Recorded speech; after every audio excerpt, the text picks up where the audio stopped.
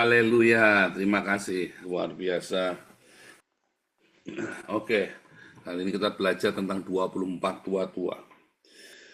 24 tua-tua Israel. Yang Anda lihat dibaca di dalam Wahyu 4 dan Wahyu 21. Ya, 24 tua-tua ini, ya kalau kita lihat di dalam Wahyu 21 ada 12 nama suku Israel, 12 nama anak Yakub dan 12 rasul. Siapakah 12 anak Yakub? Semua kecuali Dan, suku Dan. Suku Dan diganti oleh Manasye. Yusuf itu nama lainnya adalah Efraim. Tapi suku Dan diganti oleh Manasye di dalam Wahyu 7 ya. Suku Dan itu dihapus karena penyembahan berhala yang luar biasa, dan di dalam Mazmur juga dikatakan biarlah tempatnya digantikan oleh orang. Demikian juga dengan 12 rasul ya. Yudas itu dicoret karena berkhianat ya. Karena berkhianat dicoret ya. Makanya kalau para pengagum Yudas, kalau Anda ingin namamu dicoret dari kitab kehidupan, ya monggo saja, kagumilah Yudas dengan sekuat tenaga. Tetapi 12 suku Israel ini satu dicoret, 12 murid Yesus namanya digantikan dan dicoret dari kitab kehidupan ya. Itu faktanya itu seperti itu. Ya, kalau Anda mau tetap mengagumi, ya boleh-boleh saja. Ya, sebentar saya tampilkan dulu. Di dalam Wahyu 21 ayat 12, disebutkan ada temboknya besar lagi tinggi dan pintu gerbangnya 12 buah. Dan di atas pintu gerbang itu ada 12 malaikat, dan di atasnya tertulis nama ke-12 suku Israel. Malaikat ya, 12 malaikat yang adalah 12 suku Israel. Di sebelah timur terdapat 3 pintu gerbang dan seterusnya. Ayat 14, dan tembok kota itu mempunyai 12 batu dasar, dan di atasnya tertulis ke-12 nama, ke-12 rasul anak domba. 12 rasul, 12 anak Yakub. Ya. Maka 12 rasul dan 12 anak Yakub ini adalah bagian dari 24 tua-tua ini. Ya. Mengapa 24? Karena 12 kali 2. Ya, mengapa 24? Mengapa 144.000? Karena 12 kali 12. Simple ya. Angka, perulangan angka ya. Perulangan angka itu sangat penting di dalam tradisi Yahudi. Ya, kira-kira ini gambar imajiner aja ya, gambar imajinernya ya, 24 tua-tua ini ya yang berdiri di gerbang ya. Jumlahnya nggak begitu, ini gambar pakai AI ya. Saya gambarnya pakai AI, jadi anggap aja begitulah kira-kira. Ada di gerbangnya, di tahta anak domba, lalu ada 12 anak Yakub dan 12 ini, 12 rasul ya. Mereka menyerahkan mahkotanya ya, menyerahkan mahkotanya. Kita kembali ke Wahyu 4 tadi ya, dan sekeliling tahta itu ada 24 tahta, dan di tahta itu 24 tua-tua memakai pakaian putih. Pakaian putih adalah perbuatan baik ya, adalah zadek. Zadek. Makanya Dan dicoret. Mengapa? Karena dia tidak zadek. Makanya Yudas dicoret. Mengapa? Karena tidak zadek. Kenapa? Yudas rakus dan menyembah berhala, tidak zadek. Penyembahan berhala di akhir zaman ya adalah mamon, harta duniawi. Itulah penyembahan berhala. Dewa di akhir zaman yang begitu kuat ya, yang menjadi saingannya Tuhan. Dewa Mamon. Ya. Kamu tidak bisa menyembah dua tuan, kamu tidak bisa menyembah Mamon dan menyembah Elohim. Ada dua tuan. Mamon, Allah bernama Mamon, dan Allah bernama Yehova. Kamu tidak bisa menyembah keduanya. Salah satu, Yehova, Allahmu yang bernama Yehova, atau Allahmu yang bernama Mamon. Bahkan Islam nggak ada apa-apanya. Nah, roh Islam itu masuk di dalam dewa Mamon, materi, uang. Ketika suku Dan menyembah berhala, ya maka di dalam Wahyu 9 kata mereka tetap menyembah berhala. Berhala apa? Uang. Berhala mereka itu adalah uang ya. Makanya di akhir zaman ini kita ini nanti ketika saya bilang ini akan terjadi masa damai 5 sampai 10 tahun, masa kuda putih. Lalu tiba-tiba dihajar pakai kuda merah. Tiba-tiba perang luar biasa. Ya, mereka saling mencurigai. Perang. Di dalam perang itu lalu terjadi resesi ekonomi. Kuda yang ketiga. Ya. Kuda putih, kuda merah, udah hitam. Terjadi resesi ekonomi. Di saat itulah penyembahan berhala uang segala-galanya. Berhala dari kayu, emas, perak, itu adalah harta benda duniawi ya. Itu adalah uang, mamon. Nah, suku Dan dan Yudas dicoret dari daftar anak domba itu. 12 ini ya, 12 suku Israel ya yang melahirkan Mesias dari 12 suku Israel ini. 12 suku Israel ini adalah suku-suku ya yang menjadi penjaga warisan mesianik. Sehingga bisa dilanjutkan datangnya Yesus itu melalui 12 suku Israel ini. Kemudian dari 12 suku Israel ini, maka Mesias hadir dan pengajaran Mesias diajarkan ke seluruh dunia melalui 12 rasul anak domba. Ya, saya ulangi ya. Ada 12 suku Israel. Dari 12 suku Israel ini lahirlah Mesias. Ini ayatnya ada di dalam Wahyu 12 ya. Kita buka ya Wahyu 12. Ya. Maka tampaklah suatu tanda besar di langit, seorang perempuan berselubungan matahari, bulan, mahkota dari 12 bintang. Ya, lihat perempuan itu berselubungan matahari, bulan di kakinya, mahkota dari 12 bintang di atas kepalanya, bulannya di kaki. Ya, diinjak, ada di kakinya dia, yaitu apa? Islam. Ya kan?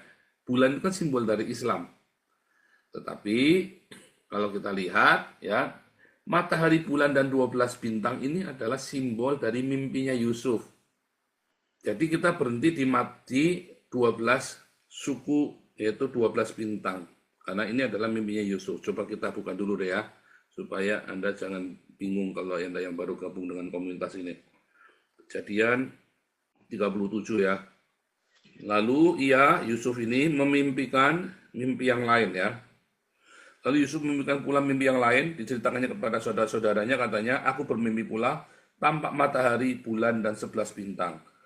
Menyembah kepadaku. Ya, bintangnya Yusuf. Jadi ada 11 bintang, matahari, bulan, dan 11 bintang. Ya. Jadi tadi, seorang wanita dengan matahari, bulan, dan 12 bintang itu adalah Israel. Yang melahirkan seorang anak. Ya. Siapa anak itu? Ya, kita kembali ke dalam Wahyu 12 tadi ya. Maka ia melihat seorang anak laki-laki yang menggembalakan semua bangsa dengan gada besi. Tiba-tiba anak itu dirampas, dibawa lari kepada Allah dan ke tahtanya. Dirampas, dipaksa mati. Yesus kan dipaksa mati kan, disalibkan kan, dan dibawanya ke tahta Allah. Perempuan itu lari ke padang gurun. Perempuan itu siapa? Manusia, karena ia adalah ibu dari segala yang hidup kan. Dalam Kejadian 3, Adam memberi nama Hawa kepada istrinya karena ia adalah ibu dari segala yang hidup. Perempuan itu lari ke padang gurun, ya, di padang gurun, di mana telah disediakan suatu tempat baginya oleh Allah supaya ia dipelihara di situ 1260 hari lamanya. 1260 hari. Kemarin kita sudah belajar dalam Wahyu 11 bahwa kalau 42 bulan adalah antikristus, masanya antikristus. Kalau 1260 hemera hari itu adalah masanya Tuhan. Ya, waktunya Tuhan. Waktunya dari para Kristus ini, 1260 hari untuk apa? Untuk bersaksi. 1260 hari untuk bersaksi, ya, yaitu 3,5 tahun. 360 dikali 3 ditambah 180. Maka jadilah 1260 hari. Kemarin ya, sudah belajar ya. Nah, maka kita mengerti bahwa matahari, bulan, bintang ya yang melahirkan Kristus, Yesus Kristus Sang Mesias. Nah, matahari, bulan, dan 12 bintang ini adalah Israel. Israel ini kemudian hari ini menjadi negara Israel. Dan setelah 2000 tahun Israel itu pergi, lenyap dari muka bumi, tiba-tiba muncul lagi. Tahun 1948, Israel ini muncul lagi menjadi sebuah bangsa. Dan bangsa yang paling tua di muka bumi ini. Dengan sejarah paling tua. Bangsa yang masih ada dengan sejarah peradaban paling tua. Apa? Israel. Anda mau sebut apa lagi? Mesir. Bahasanya saja sudah berubah. Piramidnya masih ada. Bahasanya udah berubah. Agamanya udah berubah. Ya kan? Dewanya sudah berubah. Tidak ada orang Mesir menyembah dewara lagi. Jangankan menyembah dewara, ya mau menyembah Amun-Ra segala macam, mau menyembah Yesus saja dihukum kok. Ya kan, murtad dari Islam masih bisa dihukum mati. Ya kan? Bagaimana dengan Irak, Babel? Udah Islam, sudah berubah peradabannya. Bagaimana dengan Arab? Arab kan peradaban baru, tahun 700, bahkan tahun 1000, Arab Saudi itu ya. Mekah, Medina itu peradaban baru. Yaman apalagi, lebih baru lagi. Peradaban apa? Cina setelah tahun 200, tahun 300. Peradaban yang paling tua di muka bumi dan yang masih eksis sampai dengan hari ini, apakah Yunani? Enggak juga. Bahasa Yunani hari ini berbeda dengan bahasa Yunani Koine, ya kan? Yang digunakan oleh Yesus. Apalagi di zaman Alexander the Great lebih beda lagi, ya kan? Dan peradaban Yunani itu peradaban baru ya. Peradaban Yunani itu adalah peradaban sekitar tahun 800 sebelum Masehi. Bersamaan dengan pecahnya negara Israel. Jadi itu peradaban baru, malah bubarnya negara Israel, sorry ya, bubarnya negara Israel di tangan Asyur ya. Baru ada peradaban Yunani itu. Jadi negara Israel ini, bangsa Israel itu peradaban yang sangat tua, yang paling tua. Bahkan mereka bisa mencatat sampai ke zaman prasejarah. Mereka bisa mencatatnya sampai ke zaman prasejarah loh. Zaman prasejarah itu artinya zaman batu, di mana orang belum mengenal baca tulis. Masih terpelihara sampai dengan hari ini turun-temurun. Makanya kalau Anda belajar tentang Israel, seluruh dunia kalau mau belajar sejarah, pasti belajarnya dari Israel. Karena Israel yang punya catatan sejarah dari 5.000 tahun, 6.000 tahun yang lalu. Tentu harus dikalibrasi ya, tahun-tahunnya itu kan harus dikalibrasi. Nah, karena kan pergeseran waktu, pergeseran kerak bumi, pergeseran cuaca, ya kalau Anda uji karbon udah meleset semua kalau uji karbon itu kan, karena uji karbon itu kan konon katanya cuma bisa sampai 2000 tahun saja ya, dan kalau sudah kena air maka bisa molor, bisa ngawur ya uji karbon itu. Anda hanya bisa mencatat dari tahun-tahun yang dibuat oleh orang Israel, zamannya siapa, zamannya siapa, zamannya siapa, zamannya Nimrod, zamannya Abraham, zamannya ini, zamannya itu. Anda hanya bisa mencatatnya begitu. Ini kita balik lagi soalnya, ini kita masukkan dulu, ayat-ayatnya kita masukkan dulu. Jadi 12 ini ya adalah Israel ya. Jadi kejadian 37 ini ya. Wahyu 12 ayat 1 ini ngambilnya dari kejadian 37 ayat 9. Ya, lalu Israel ini yang melahirkan Mesias. Ya, yang melahirkan Yesus. Lalu perempuan itu yaitu Israel. Nah, kita lihat ya. Perempuan itu diberi kedua sayap, ya, dari burung nasar yang besar supaya ia terbang ke tempatnya di padang gurun di mana ia dipelihara jauh dari tempat ular itu selama 1 masa, 2 masa, dan setengah masa. Ya. Lalu ular itu menyemburkan dari mulutnya air sebesar sungai ke arah perempuan supaya dihanyutkan sungai itu. Tetapi bumi datang menolong perempuan itu, yang membuka mulutnya dan menelan sungai yang disemburkan naga itu dari mulutnya. Apa itu saudara? Banjir airmu. Perempuan itu adalah kemanusiaan, humanity. Ketika Tuhan menciptakan manusia untuk menguasai bumi. Ya, untuk berkuasa atas bumi. Kemudian manusia ini ya mempunyai perjanjian dengan Tuhan, yaitu perjanjian mesianik. Lalu dibantai semua seluruh dunia, ya kan, 1/4 dunia mati, yaitu apa? Kain membunuh Habil. Kemudian perempuan itu melahirkan, perempuan itu ya punya perjanjian, yaitu jadilah bangsa Israel. Perjanjian Abraham itu kan jadinya bangsa Israel. Kemudian bangsa Israel itu melahirkan kekristenan. Ya. Tetapi kemudian lihat ayat 17, maka marahlah naga kepada perempuan itu lalu pergi memerangi keturunan yang lain yang menuruti hukum Allah dan memiliki ya, kesaksian Yesus. Nah, kita buka di dalam The Net Bible ya. Lihat ya. So the dragon became enraged at the woman and went away to make war on the rest of her children. Thus, berarti apa? Jamak, plural, bukan satu. Ya, itulah sebabnya saya tahu ini bukan orang Yahudi yang convert jadi Kristen, karena ini judulnya adalah jamak. Ya, keturunan-keturunan yang lain yang punya God's commandment. Apa God's commandment? 10 perintah Allah. Siapa? Orang Yahudi. And hold the testimony about Jesus. Siapa? Orang Kristen. Adalah keturunan dari perempuan ini. Ya, lihat.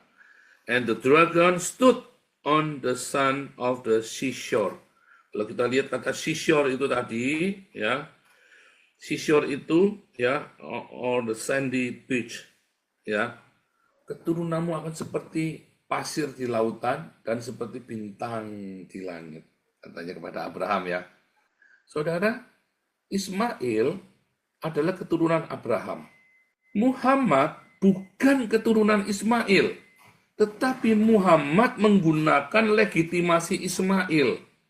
Muhammad itu bukan keturunan Ismail, tapi dia menggunakan legitimasi Ismailit untuk mengklaim dirinya. Kata Ismail dibolak-balik kan jadi Islam kan?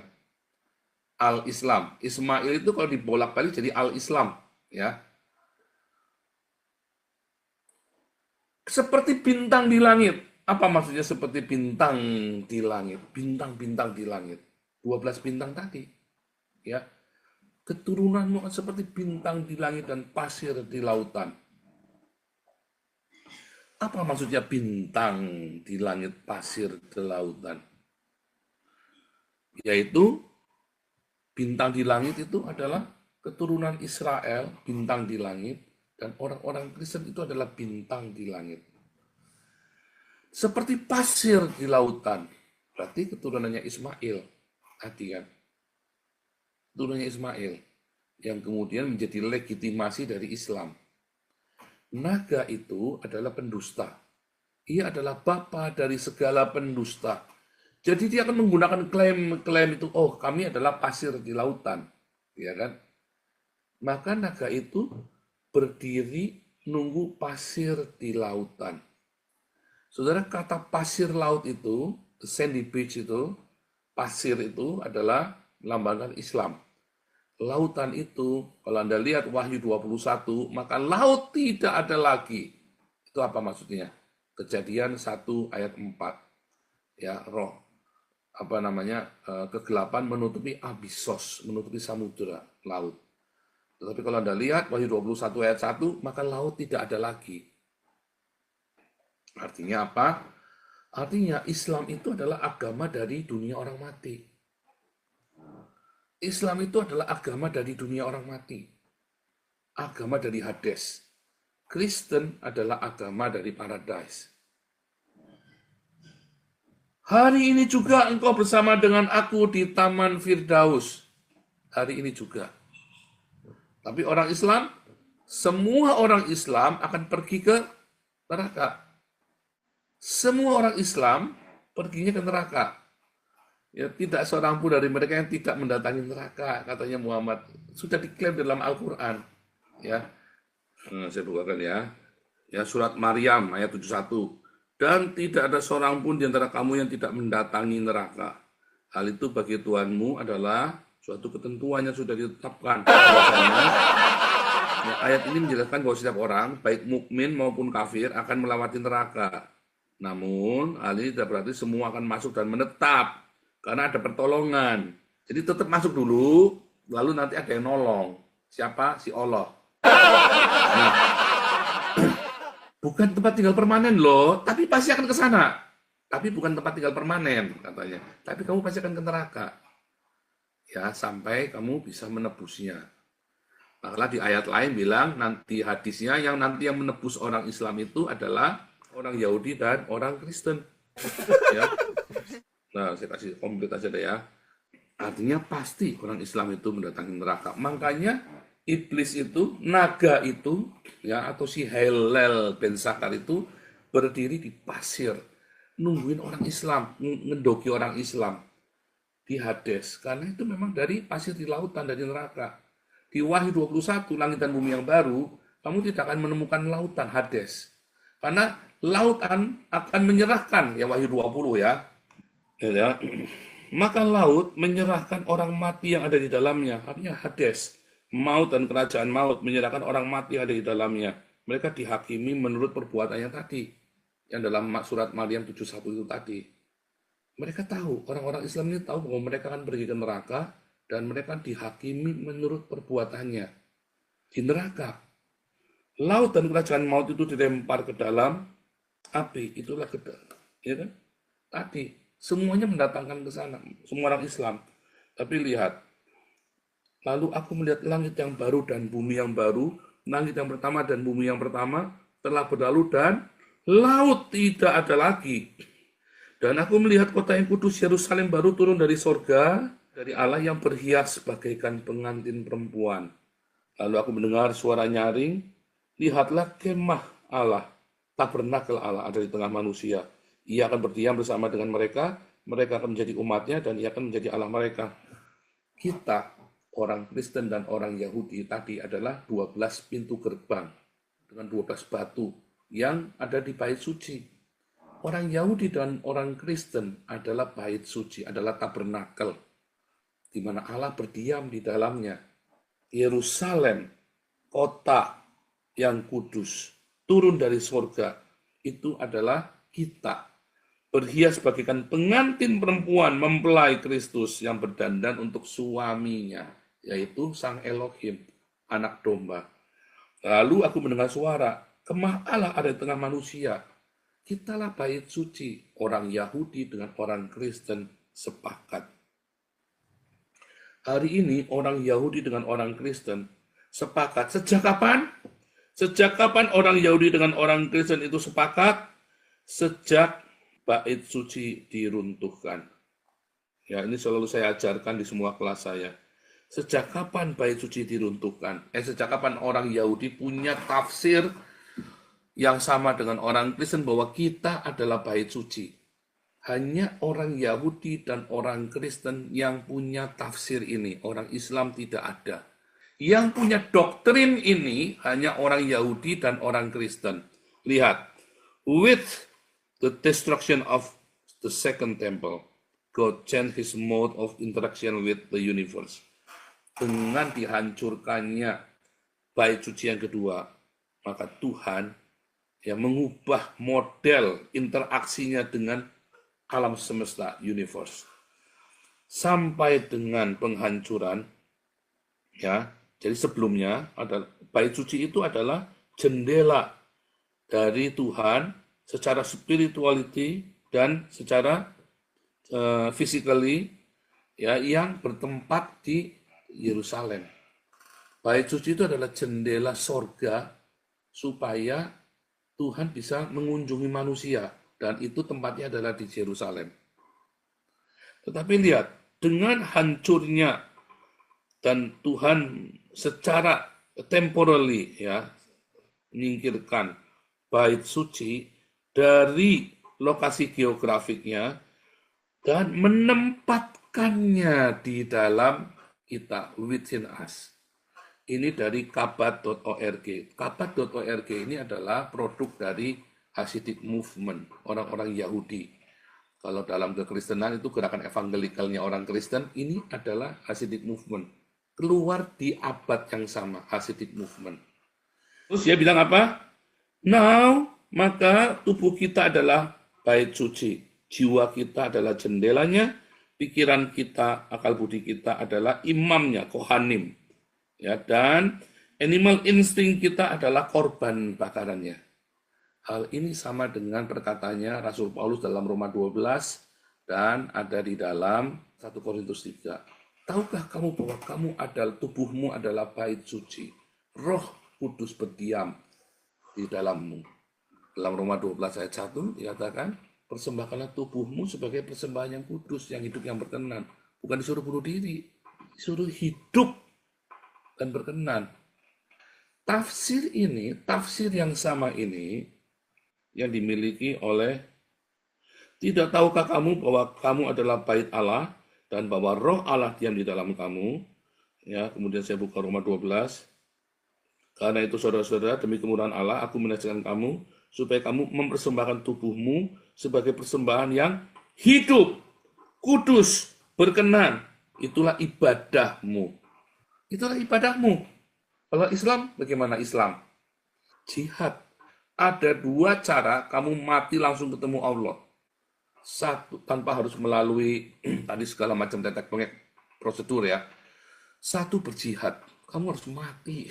Yang kedua, kamu harus apa? Membiarkan suamimu kawin lagi. Itu kamu dijamin langsung ketemu Allah.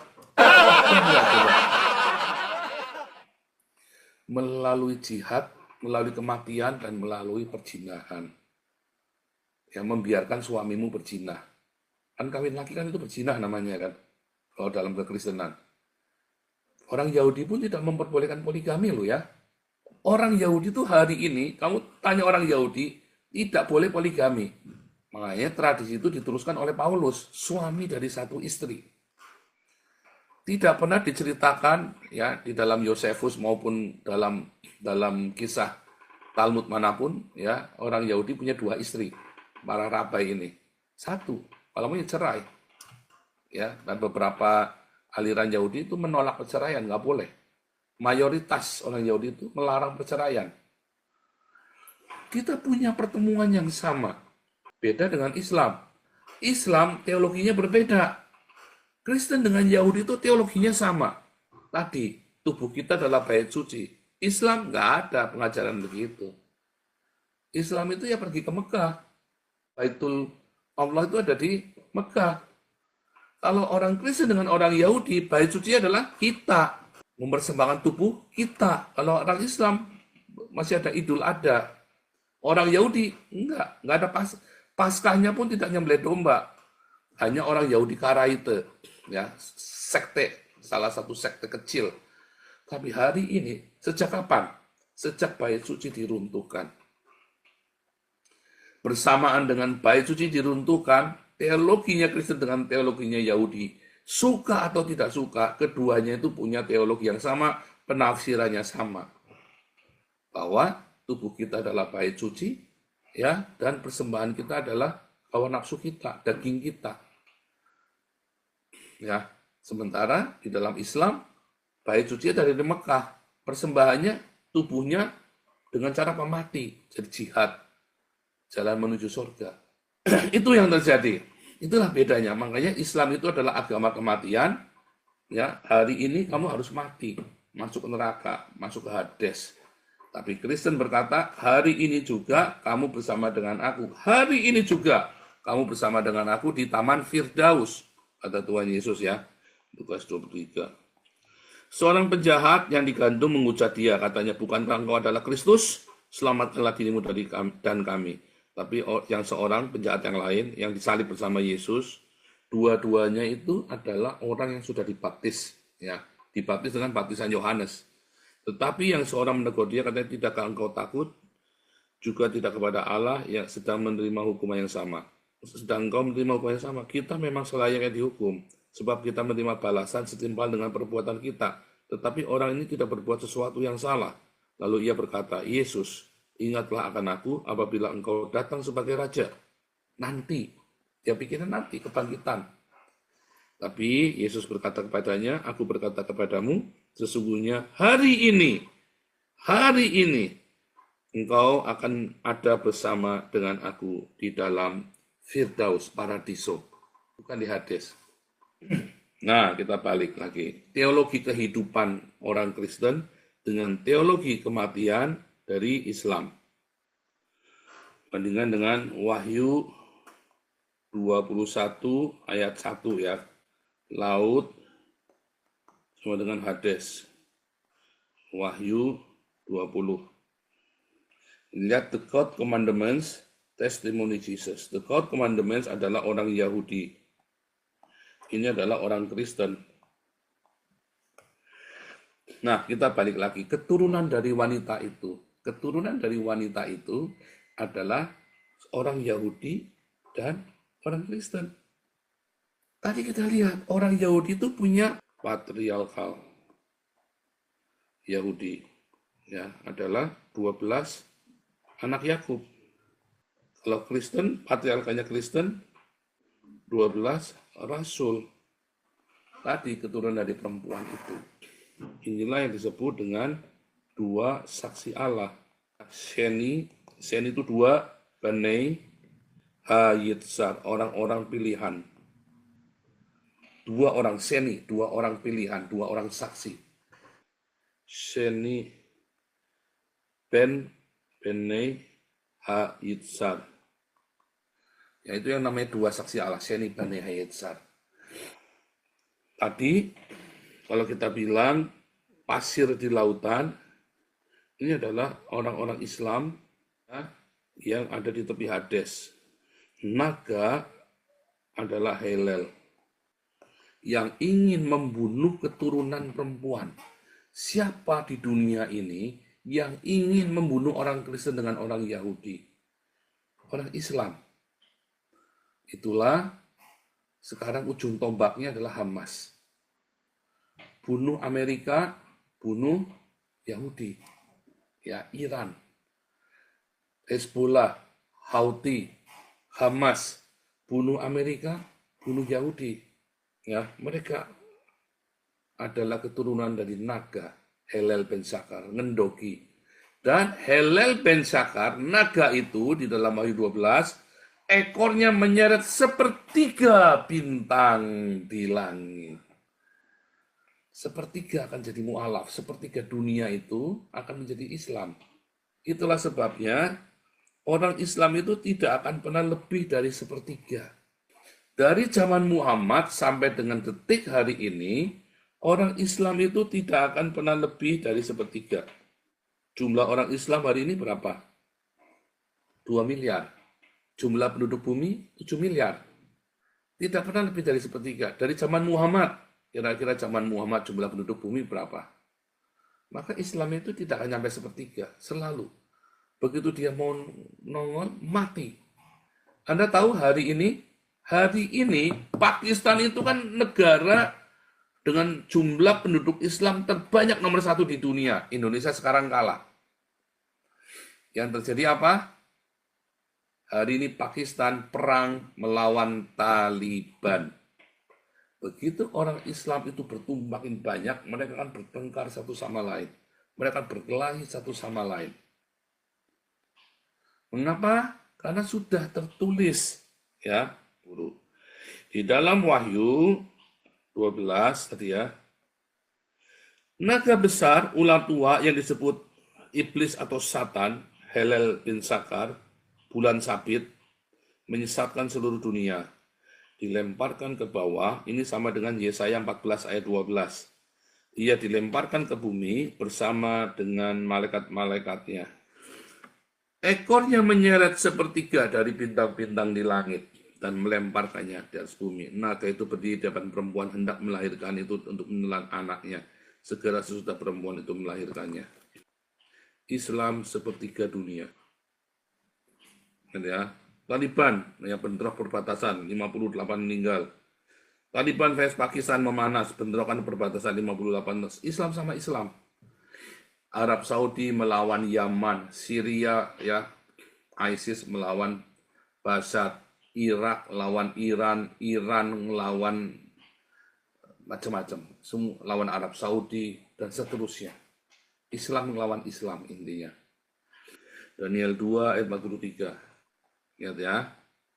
Seperti tuanku lihat, besi bercampur dengan tanah liat, itu berarti mereka akan bercampur oleh perkawinan. Orang Islam itu doyan ngawinin, mereka merupakan satu kesatuan, sama seperti besi tidak dapat bercampur dengan tanah liat. Ya, tetapi tidak akan merupakan satu kesatuan. Kenapa? Mereka akan saling menyerang. Campur, ini bahasa aslinya adalah Arab. Sama seperti tuanku lihat, besi mit Arab dengan tanah liat, ya, besi dengan tanah liat. Itulah mit Arab. Nah, itulah Islam. Makanya mereka perang terus. Tidak akan pernah bisa rukun orang Islam ini. Jadi, kalau kamu jadi negara Islam, kamu pasti akan perang terus, bunuh-bunuhan. Sekarang saja Indonesia, orang Syiah aja dibakar hidup-hidup sama masjidnya. Orang Ahmadiyah saja dibakar hidup-hidup sama masjidnya. Ya kan? Sama rumahnya kan? Udah kejadian kan? Balik lagi. Ya itulah pasir di laut, ya. Seketika bintang di langit. Sekarang kita bicara tentang tua-tua. Mengapa? Ya, apa? Mengapanya tadi sudah kita jawab. Ya, apa sudah kita jawab? Lalu tugasnya apa 24 tua-tua ini? 24 tua-tua ini adalah orang kudus dengan pakaian putih dan mahkota emas. Mahkota emas cerita tentang iman dan perbuatan yang sudah teruji. Pakaian putih dalam Wahyu 19 adalah perbuatan baik. Pakaian putih ini adalah sebuah sadek. Sadek itu nanti menghasilkan kata sadekah. Sedekah, diakonia. Di dalam Ulangan 23. Nah ini ya 26, sorry ya. Lihat ya. Dalam tahun ketiga, yaitu tahun ketiga itu adalah tahun persembahan persepuluhan. Ini adalah ciri khas Israel. Ciri khas dari 12 tua-tua. Dalam tahun ketiga, tahun persembahan persepuluhan, engkau sudah selesai mengambil segala persembahan persepuluhan dari hasilmu, maka haruslah engkau memberikan kepada, lihat, satu orang Lewi, orang asing, yatim dan janda, supaya mereka dapat makan. Jelas ya saudara ya. Jadi persembahan persepuluhan itu untuk merawat orang-orang yang melayani Tuhan, orang asing, dan anak yatim janda. Porsinya berapa ya? Bagi rata, dibagi 3. Bagi rata. Tidak boleh sampai, ya. Nanti kita buka lagi ya di dalam Ulangan 15, tahun penghapusan hutang. Lihat. Kalau Anda membahas ini tentang menghapus hutang, ya. Orang asing boleh kamu tagih. Ya, tetapi sesamamu harus dihapus. Setiap 7 tahun, kamu harus menghapus hutang. Ya, orang itu diberi kesempatan 7 tahun. Setiap 7 tahun, kamu harus dihapus. Supaya apa? Lihat. Maka tidak akan ada orang miskin di antaramu.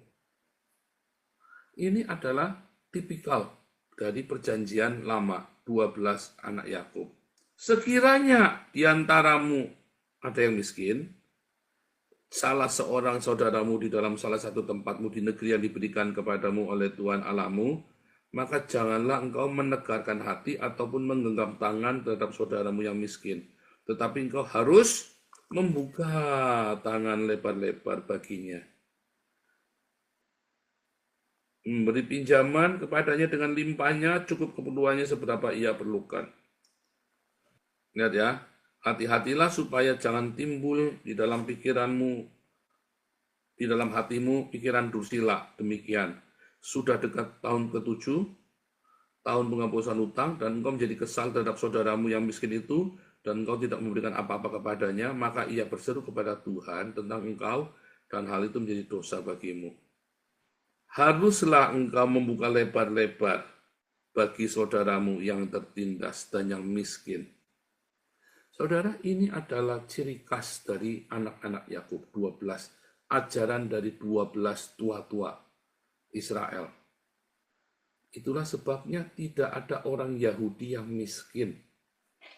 Saya selalu bilang ya, nanti mudah-mudahan November saya bisa mampir ke Haifa. Saya akan potretkan ya di kelas-kelas kami itu ya, di kelas-kelas di Haifa itu, tulisannya there is no poor among us. Terus kita lihat ya, di dalam Kisah Rasul 4 ayat yang ke-34. Tradisi ini diteruskan sama para rasul. Sebab tidak ada seorang pun yang berkekurangan di antara mereka, karena semua orang yang mempunyai tanah atau rumah menjual kepunyaan itu, dan penjual itu mereka bawa, dan mereka letakkan di depan kaki rasul-rasul, lalu dibagi-bagikan kepada setiap orang, sesuai dengan keperluannya. Demikian pula dengan Yusuf. Lihat, Yusuf ya. Mengapa Yusuf? Ya, Yusuf ini disebut Barnabas. Tapi mengapa Yusuf? Alkitab ini kan sebuah metafora kan. Yusuf ini lagi cerita Israel. Yusuf ini kan sama dengan Israel. Ya, Barnabas, ya, anak penghiburan. Anak dari penghiburan. Seorang Lewi membawa uangnya, letakkan di depan kaki para rasul. 12 anak Yakub menyerahkan. Yusuf inilah yang memberi makan seluruh dunia. Yusuf ini atau Joseph yang memberi makan seluruh dunia. Wih, ngeri ya. Ketika terjadi masa kelaparan 7 tahun di seluruh dunia, semua orang diberi makan oleh yang namanya Yusuf. Teologi di dalam 24 tua-tua, makna teologi 24 tua-tua ini ternyata adalah there is no poor among you. Sebuah frasa yang ideal, tetapi itu harus diwujudkan. Makanya hari ini nggak ada orang Yahudi melarat, kere nggak ada. Orang Kristen kere banyak, orang Islam lebih banyak lagi.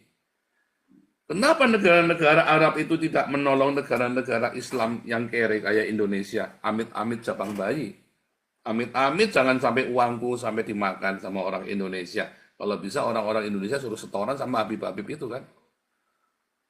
Mengapa gereja Katolik selalu mensupport negara-negara miskin? Mengapa orang Yahudi banyak sekali memberkati negara-negara miskin? Ethiopia terutama, karena Ethiopia menjadi bagian dari salah satu tradisi Yahudi perantauan, ya, Yahudi Misraim. Makanya dibantu sama Israel.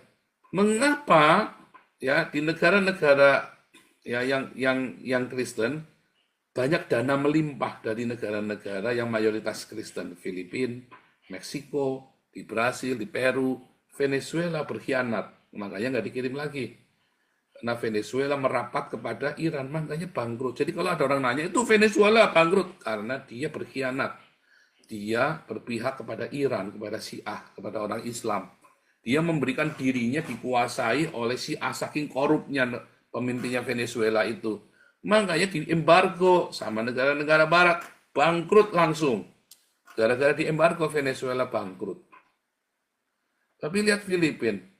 Filipina itu lebih miskin dari Indonesia, tapi rakyatnya makmur. Di atas kertas Filipina miskin, di atas kertas Indonesia kaya, tapi kebanyakan orang Indonesia kere-kere. Jadi siapa yang bisa memberi makan Indonesia? Ya hanya gereja. Karena itu adalah sebuah ideologi. Memberi makan orang miskin, tidak ada orang miskin di tengah kita, itu adalah sebuah ideologi. Dan itu harus diwujudkan, bukan Tuhan yang mewujudkannya. Itu masalah yang selama ini Anda ngerti kan, itu tugas pemerintah. Oh, kita berdoa di dalam nama Yesus, kita praise and worship. Itu yang kamu tahu sekarang ini. Tapi di dalam teologinya 24 tua-tua yang bersyafaat bagi kita, baik itu 12 anak Yakub maupun 12 rasul. Semua sepakat apa? Bagaimana supaya dengan kuasa yang besar rasul-rasul memberikan kesaksian tentang kebangkitan Tuhan Yesus dan mereka semua hidup dalam kasih karunia melimpah-limpah. Melimpah-limpah, kenapa? Sebab. Kata sebab ini yang tidak pernah dipelajari sama Gilbert. Tidak pernah pendeta-pendeta GBI ngajarkan ini di gerejamu. Kenapa? Karena tolol semua itu pendeta-pendeta GBI. Belajar teologinya dari Gilbert. Tidak mungkin mereka bisa mengalami revival. Jemaatnya GBI banyak yang kere. Kalau jemaatnya Hagios ada nggak yang kere? Nggak boleh ada. Kamu akan hidup di dalam kasih karunia yang melimpah. Kenapa? Sebab tidak ada seorang pun yang berkekurangan. Karena, udah sebab karena lagi. Semua orang yang punya tanah atau rumah dijual dan hasilnya itu dibawa, diletakkan di kaki. Ada rasul-rasul, 12 rasul, 24 tua-tua. Dibagikan kepada setiap orang sesuai keperluannya, bukan keinginannya. Makanya kalau kamu ingin macam-macam, saya langsung coret. Nggak bisa, nggak boleh. Tapi keperluannya, makan, minum, pakai, bayar kontrakan, anak-anak sekolah. Itu yang harus dilakukan. Itu tanggung jawab gereja. Kalau semua gereja di dunia,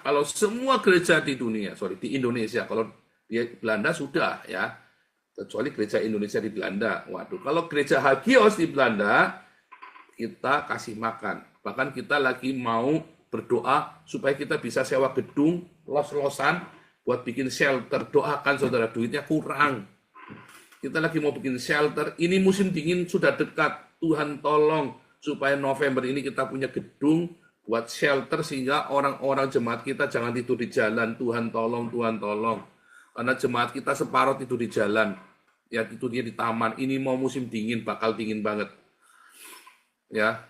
Dan kalau mereka tidur di shelter-shelter yang nggak jelas, mereka tuh bisa ditusuk, diperkosa, di apa segala macam. Karena shelter-shelternya kan pemerintah nggak mau tanggung jawab. Makanya kami ingin menyediakan shelter-shelter. Minimum jemaat kita ada 50. Kita bisa nampung 30 lah. Ya. Dan dananya sekitar 3.000 per bulan. Dan kita butuh selama November, Desember, Januari, Februari, 4 bulan. Ya, 4 bulan shelter itu kita butuh. Tuhan tolong Tuhan sediakan dananya. Bukan buat saya, kamu audit boleh, silahkan cek nanti di audit. Tidak boleh ada orang miskin, itu tugas kita gereja, termasuk yang di Indonesia, kalian Damaris, Damar Kasih, Munpagi, anggotanya tidak boleh ada yang miskin. Ya, sesuai keperluannya, shelter keperluan. Mereka tidur di pinggir jalan, Peter ya, Peternya kita yang kita baptis itu tidurnya di jalan. Sampai dia terlalu gengsi buat ngakuin. Saya sampai bilang, Peter, kita carikan karavan buat kamu, dia nggak mau. Aku nggak mau hidup seperti Gipsy. Sama saja. Toh nanti juga kayak orang Gipsy dikejar-kejar juga. Tapi dia nggak mau ini ya. Jadi dia orangnya ya masih karena sudah tua ya. Dia juga gengsi. Bukan gengsi yang enggak. Karena memang pemerintah pernah salah sama dia. Melukai dia kan mantan tentara. Dia kan pensiunan. Tapi uangnya malah dipakai buat merawat imigran. Orang-orang Islam yang tidak tahu diri itu. Yang malah jadi bumerang. Makanya orang-orang seperti Peter ini marah. Harusnya aku yang mendapat rumah itu. Kenapa jadi dikasihkan ke Arab-Arab itu? Kenapa dikasihkan ke orang-orang Islam itu? Nah itu makanya saya sudah berdoa. Itu tugas gereja. Ya, ketika ada jemaat yang nggak bisa punya rumah, itu tugas gereja. Tapi kalau jemaat itu tidak ada di dalam komunitas kita, walaupun dibaptisnya di kita, tapi dia tidak ada di kita, maka itu bukan tugas kita. Dia harus ada di tengah kita. Ya kalau orang lain suruh orang lain yang ngurus, pendetamu siapa? Kamu aktifnya di mana? Pendetanya yang kudu ngurus. Jemaatnya Bu Marta, ya Bu Marta yang harus ngurus. Jemaatnya Bu Lilisati, ya Bu Lilisati yang ngurus. Jemaatnya Gilbert yang harus Gilbert yang ngurus. Tapi kenyataannya banyak ya jemaatnya Gilbert yang datang ke kita. Kita yang ngurus. Banyak jemaatnya Philip Pantova datang ke kita yang ngurus. Ya asal aktif di tempat kita nggak apa-apa, kita urus. Asal aktif di tempat kita dan terdaftar di hagios.id. Harus dong, supaya ada administrasi, pencatatan jelas, pertanggungjawaban keuangan yang jelas. Harus bertanggung jawab, itu kan uangnya dari masyarakat. Kita harus jelas Makanya harus ada institusinya jelas, audit yang jelas. Tadi dokter Damaris kasih laporan keuangan, nih kita terima uang 200 sekian juta bulan ini. Harus jelas. Dan lihat, Yusuf memberi makan seluruh dunia. Yosef, Paulus memberi makan bangsa-bangsa. Uangnya Yusuf? Bukan, uangnya Firaun. Uangnya saya bukan, uang kalian yang kita kelola di sini. Saya hanya diberi hikmat untuk mengelolanya. Kita Damar kasih lagi mau bangun rumah-rumah ya di NTT Soekeva dan di Palangkaraya. Pak Enado lagi memimpin proyek ini ya. Ya, saudara ya. There is no poor among us. Ini adalah teologi yang dianut oleh para rasul dan 12 suku Israel. Inilah teologinya 24 tua-tua. Mereka mempersembahkan mahkota, mereka berpakaian lenan putih, sadek sedekah, dan iman dengan perbuatan yang teruji, mahkota emas. Dipersembahkan kepada Tuhan Yesus, kepada anak domba itu.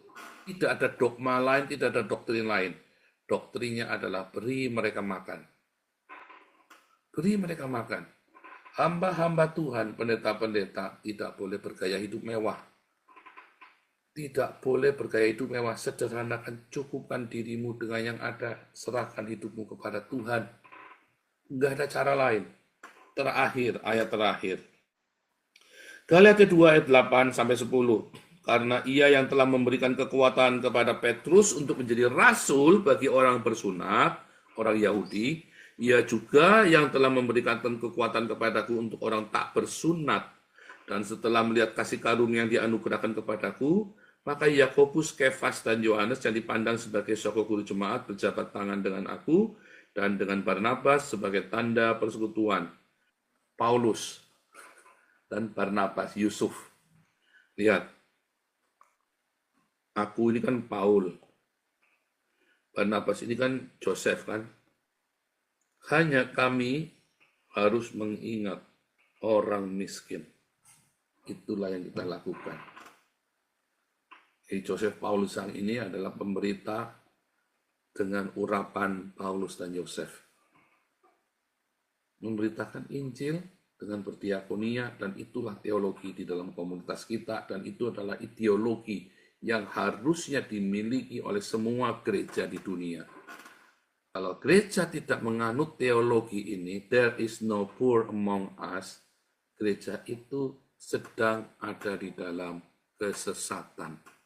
Inilah teologi 24 tua-tua. Inilah 24 tua-tua, yaitu orang Israel dan 12 anak Yakub dan 12 murid Yesus yang mengajarkan hal yang sama persis. Bahkan di dalam Yahudi modern dengan Kristen modern mengajarkan hal yang sama persis sampai dengan hari ini. Tuhan Yesus memberkati.